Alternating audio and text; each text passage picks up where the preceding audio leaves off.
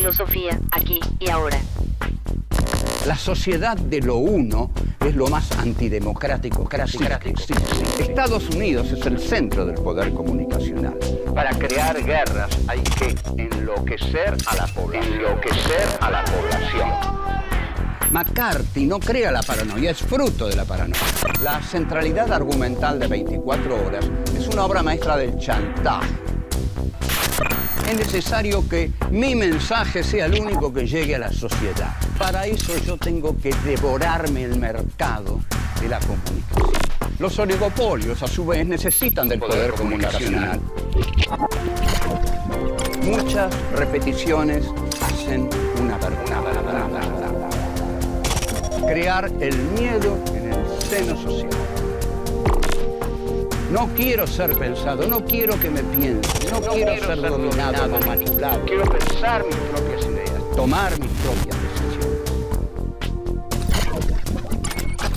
Filosofía, aquí y ahora. Poder mediático. El sometimiento del sujeto, la condición humana. 1. La negación del otro.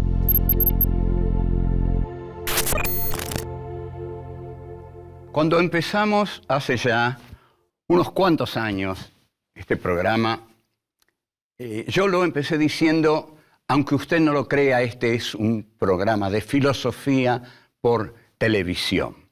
Y esta temporada, este programa, este encuentro nuevo que iniciamos, lo podemos iniciar diciendo, aunque usted no lo crea, esta es nuestra 8ª temporada. Lo cual nos tiene muy contentos, muy orgullosos de nosotros y de lo que logramos en un medio que no tiende al pensamiento. En general, no digamos que la televisión está hecha para que el público piense. Es uno de los tantos instrumentos mediáticos para impedir que la gente piense. Y esto es lo que nosotros vamos a analizar en este 8º encuentro, el poder mediático. El tema de este 8º encuentro es filosofía política del poder mediático. Como vemos, la palabra filosofía está en el título, filosofía política. Pero en principio podríamos ver qué es filosofía. Lo hemos visto a lo largo de mucho tiempo, pero nunca viene mal un leve repaso, poner al día algunas cosas, recordarlas. Filosofía es asombro. La filosofía surge del asombro. Nos asombramos ante todo, ante la magnificencia, la grandiosidad de todo lo que vemos sobre nosotros. Eso es infinito, eso es intemporal. Nos asombramos también cuando descubrimos que nosotros no somos ni infinitos, ni atemporales, sino que somos finitos. Somos finitos, nuestros tiempos son contados, no tenemos todo el tiempo del mundo, sino que tenemos un tiempo limitado y precioso, valiosísimo, como para perderlo en sonceras. Entonces, que ese tiempo nos rinda, que sea nuestro y que sea de los otros también. De aquí pasamos al segundo punto. La filosofía como diálogo, la filosofía que es pensamiento y que es asombro ante la maravilla del mundo, tiene que ser asombro también ante la maravilla de la existencia de los otros. No estamos solos en este mundo y lo sabemos muy bien, sino que hay muchos otros que son seres humanos, entes antropológicos. Estos entes antropológicos son como nosotros, no son iguales a nosotros, porque sería muy aburrido si todos fuéramos iguales. Justamente por no ser iguales, es que tenemos que abrir la posibilidad del diálogo para que yo sepa cómo es el otro y el otro sepa cómo soy yo. Y para eso es el diálogo filosófico, el diálogo político, el diálogo ético, el diálogo amistoso, el diálogo que une a las personas, el diálogo que lleva a que una persona pueda comprender a la otra, comprender cómo es, cuáles son sus motivos, cuáles son sus sueños, qué posibilidades tiene. Y abrirme a la otra persona y que esa otra persona se abra a mí. Y ahí es donde nos damos cuenta que no estamos solos y que el otro me completa y yo completo al otro, porque este es un sistema en el cual el otro es lo que logra, el que logra mi completud y yo el de la completud del otro que está ahí frente a mí. Esto se redondea en el diálogo. Podemos dialogar cara a cara, sin otra cosa más que nuestra buena disposición para hacerlo. Ya que podemos hablar, ya que podemos pensar, ya que podemos reconocer en el otro a un semejante, dialoguemos con él. Ahora bien, vivimos tiempos terribles y siempre se han vivido tiempos terribles. Borges decía de Pascal, le tocaron malos tiempos en que vivir como a casi todos o todos los hombres. Lo peor que puede ocurrir, la negación de la filosofía, de la comprensión del otro, de la aceptación del otro, es cuando la política se transforma en guerra. Hay una famosísima definición que todos conocen de von Clausewitz, que la guerra es la continuación de la política por otros medios. Pero no es así. La guerra es la negación de la política. La guerra es decidir desde la fuerza, decidir desde la negación del otro, decidir desde la decisión de matar al otro. Ustedes observen la enorme distancia que hay entre nuestra proposición del comienzo, acercarme al otro, abrirme al otro, dialogar con el otro, y esto que es la guerra, matar al otro, destruir al otro, y peor aún, hacerlo sufrir, torturarlo. Todo esto es la negación del otro, de mí, de la democracia, de la posibilidad de vivir en paz. La guerra es la negación de la democracia y la negación del valor infinito de la vida humana. Volvemos. 2. La condición humana. Vamos a introducir ahora una categorización bastante novedosa. Se tiende a decir que el hombre, cuando es bueno, es humano. Un acto de generosidad, se dice, qué humano fue fulano con mengano. Qué humano es ese tipo, al decir qué comprensivo que es, cómo entiende a los demás, cómo se esfuerza. Sin embargo, tendríamos entonces que lo contrario de humano es inhumano. Y decimos, Auschwitz, la inhumanidad de los campos de concentración, la inhumanidad de la tortura, la inhumanidad de los vuelos de la muerte.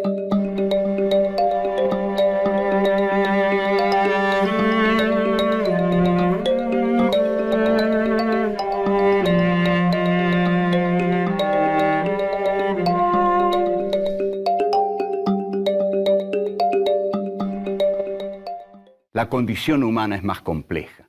Lo humano y lo inhumano están en el mismo lugar, están, por decirlo así, en el corazón del hombre.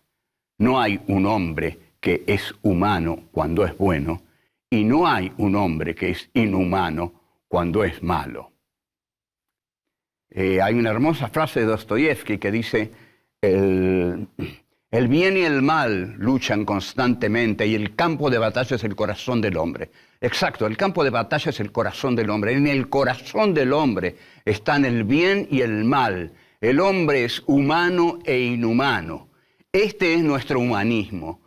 Nosotros creemos que nuestro humanismo consiste en ver la parte oscura del ser humano también y en decir que es parte de lo humano. Lo humano no es lo bueno, lo inhumano no es lo malo, lo humano es las dos cosas. Entonces, tenemos un ser que es el ser humano, que es contradictorio, que está en constante conflicto. El conflicto está en él. Freud dice, en el hombre se da tanto el eros, que es el amor, como la pulsión de muerte, a la que algunos llaman tánatos, pero yo me refiero al libro El malestar en la cultura, donde Freud dice, en el hombre están el eros, el amor y la pulsión de muerte. Esto es lo que da densidad a las personas, a los grandes personajes de la literatura. No hay santos, no hay demonios. Hay santos y demonios, y viven, conviven y luchan en el mismo lugar. Cada uno de nosotros es capaz de ser malo, dadas las circunstancias, nos guste o no admitirlo. Y cada uno de nosotros es capaz de ser bueno. Esa es la condición humana que nosotros la vamos a definir así. La condición humana es todo aquello que hace que el hombre sea como es. También el hombre es cambio, porque va cambiando a lo largo de la historia. No es naturaleza. Una piedra siempre va a ser lo que es. Un hombre nunca es. Siempre está haciendo otra cosa. Entonces, vamos a definir 2 o 3 elementos constantes que nos van a permitir entender todo lo que viene después. ¿Qué es la condición humana? En el hombre está el espíritu de dominación. Si nosotros ponemos como eje central de la historia el espíritu de dominación, vamos a entender la historia, vamos a entender por qué tantas guerras, tantos muertos, tantos destrozados.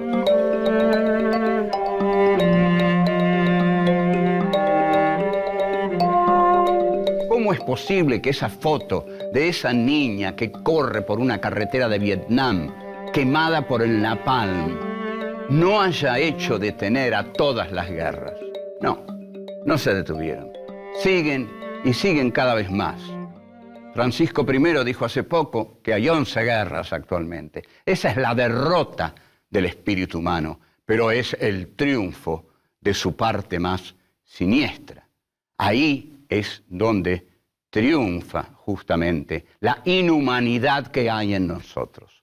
En todos nosotros están el Dr. Jekyll y Mr. Hyde, que no en vano en la novela de Robert Louis Stevenson terminan siendo lo mismo. Y Jekyll ya no domina a Hyde, porque Jekyll es Hyde y Hyde es Jekyll. Entonces, cada uno de nosotros es humano e inhumano, y esta es la condición humana. Volvemos. 3. Revolución informática. Los años 90 son años de triunfo para el capitalismo, lógico. En el 89 cae el muro de Berlín, se hunde la Unión Soviética y la historia parece abierta para el triunfo del neoliberalismo, que surge en el consenso de Washington con los 10 puntos del economista John Williamson.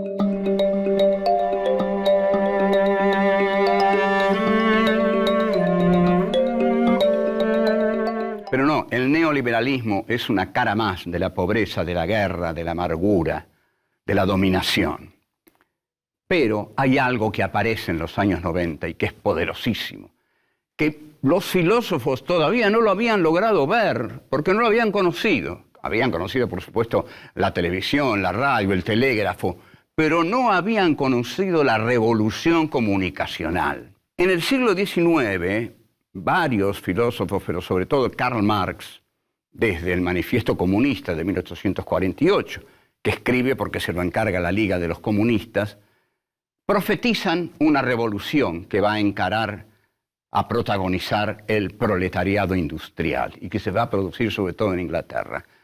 Si hubiera sido esto lo que falló, bueno, se soñó en la revolución después en el Tercer Mundo, a partir de la Revolución Cubana, las guerrillas latinoamericanas, fueron todas experiencias frustrantes. El capitalismo fue el que con ese empeño en mantenerse, en durar, hizo la revolución. ¿Qué revolución hizo? Hizo la revolución comunicacional, que es el tema que vamos a estudiar en este 8º encuentro, el poder comunicacional. Esta revolución comienza con los canales de cable, pero eso es menor. Empieza con Bill Gates. Bill Gates es el que le da a la visibilidad del poder, un poder, valga la redundancia, que nunca tuvo. Hoy en día, si uno lee textos de Julian Assange, le pregunta, si yo salgo ahora y compro una bebida gaseosa, ¿cuánto tarda la CIA en enterarse? Nada, ya se enteró, le dice. Es decir, todos tenemos un agente de la CIA bajo la cama o en el bolsillo. Hasta tal punto ha llegado el poder de espionaje de Internet. Estados Unidos es el centro del poder comunicacional. Este poder comunicacional está unido, atención aquí, está unido al complejo militar industrial. Toda la economía de Estados Unidos gira alrededor de la industria armamentística, pero para crear las necesidades que la industria armamentística tiene que cubrir, hay que crear guerras. Para crear guerras hay que enloquecer a la población. Para enloquecer a la población están todos los medios. Está la televisión, los diarios, las radios. Entonces, hay una asociación profunda entre el poder comunicacional de un Rupert Murdoch, de un Bill Gates, de una Disney Corporation y el complejo militar industrial. Lo que tiene que hacer el poder comunicacional es crear la paranoia en la ciudadanía. Esto es fundamental. La paranoia quiere decir el sentimiento de que alguien me vigila. Alguien me vigila, alguien me espía, alguien me quiere conquistar. Esto ya está maravillosamente definido en la novela La Guerra de los Mundos de Herbert George Wells, que es de principios de siglo. Ahora, la novela de Wells empieza diciendo, nos vigilaban y no sabíamos nada. Bueno, esto es lo que el poder comunicacional le dice a la población. Nos vigilan y no sabemos nada. Nos roban y no sabemos nada. No tenemos ninguna seguridad y nadie nos protege. Todo eso va creando una paranoia que termina por pedir, defiéndannos, defiéndannos. Y esto quiere decir, maten a los que ustedes dicen que nos agreden. Este es el destino que tiene actualmente el mundo. Se está en Irak buscando petróleo y buscando materias primas, pero para llegar a Irak hubo que bajar las Torres Gemelas. ¿Quién cree usted que tiró abajo las Torres Gemelas?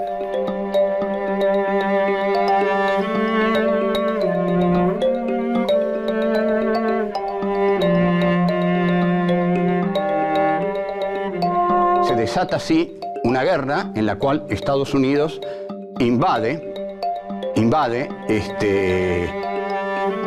Irak y hasta dice en un momento que a los iraquíes que están huyendo que no quemen los pozos de petróleo, lo cual es como una cosa un poco para reírse un poco porque es patético. Ahora, ¿por qué invade Irak? Porque en Irak hay petróleo. Si en Irak crecieran arvejas, Estados Unidos no iría a Irak.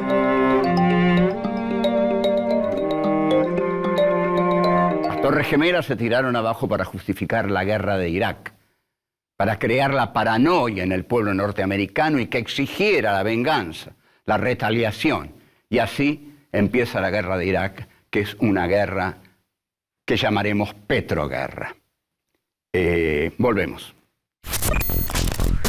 4. Pensamiento del sujeto, pensamiento del poder. La sociedad civil está bombardeada de noticias, de hechos, constantemente. Digamos que hay un poder informático que dispara sobre la sociedad civil. Cuantas más bocas tenga ese poder informático, más poder va a tener lo que dice, lo que quiere que crean los otros. O sea que la información es acompañada por el control y el convencimiento del otro. Quiero que el otro crea lo que yo quiero que crea. Si yo soy el poder, si yo tengo el poder de lo comunicacional, si yo tengo el poder de emitir sobre la sociedad mi discurso, mi pensamiento, que es el pensamiento que expresa mis intereses, va a ser porque quiero que las personas piensen lo que yo pienso, lo que el poder piensa. Una persona que piensa lo que el poder piensa es pensada por el poder, no se piensa a sí misma. Entonces, tener el poder es crear el sentido común. El sentido común es el pensamiento que se explaya, que avasalla, es lo que todos piensan, y así se dicen unos a otros, este es el sentido común. Viejo, vos no tenés sentido común. Entonces, lo que tiene que lograr el poder es que el sentido común sea el pensamiento del poder. Cuando se adueña del sentido común, se adueña del pensamiento de todos los habitantes que están en la sociedad, que eso es lo que quiere el poder. Porque lo que quiere el poder comunicacional, por eso es revolucionario, no es ya someter a las personas a través del castigo, ya no es Torquemada, ya no es la Iglesia. Quiere someter a través de ideas que sean las que expresan los intereses del poder comunicacional. Ideas, intereses. Así se consigue sujetar al sujeto. Hay un sujeto que es el sujeto del poder, que emite sobre los sujetos de la sociedad tal cantidad de disparos comunicacionales y disparos de sentido, que finalmente la sociedad termina pensando lo que el poder quiere que piense. A esto Michel Foucault lo llama sujetar al sujeto. Sujetar al sujeto. No seamos sujetos sujetados, por favor. Seamos sujetos libres, autónomos, pensemos por nosotros mismos. Pero esto es muy difícil porque durante todo el día escuchamos el sentido común. Durante todo el día escuchamos radios que nos dicen sus intereses, televisores a la mañana, a la tarde, a la noche. Y a la noche llegamos y ¿qué vemos? Vemos lo que el poder quiere que veamos para idiotizarnos por completo, ¿no? Y el pobre tipo que llega a la casa llega cansado. Se sienta y ahí le tiran la negación del pensamiento auténtico. Le tiran la negación de los problemas auténticos de la sociedad. Distráigase, mi amigo, pásela bien, mira a estas mujeres maravillosas. Y usted después se va a dormir. Ese día se levantó, escuchó todo lo que le dijeron y después se fue a dormir. Ese día, ya lo dijimos, usted no tuvo tiempo de pensar en sí mismo. Usted vivió muerto.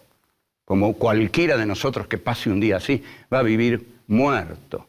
Porque esos shows, al no tener un solo elemento que nos lleve a la lucidez de pensar en qué mundo estamos, nos mata, nos silencia, nos enmudece, nos idiotiza. Y esa es la finalidad que tienen. Esa es la finalidad que tienen esos programas. Y esa es la finalidad que tienen los medios hegemónicos. Idiotizar al sujeto, sujetar al sujeto, para que no piense. Pensar es peligroso. Chao, hasta luego, nos vemos en la próxima.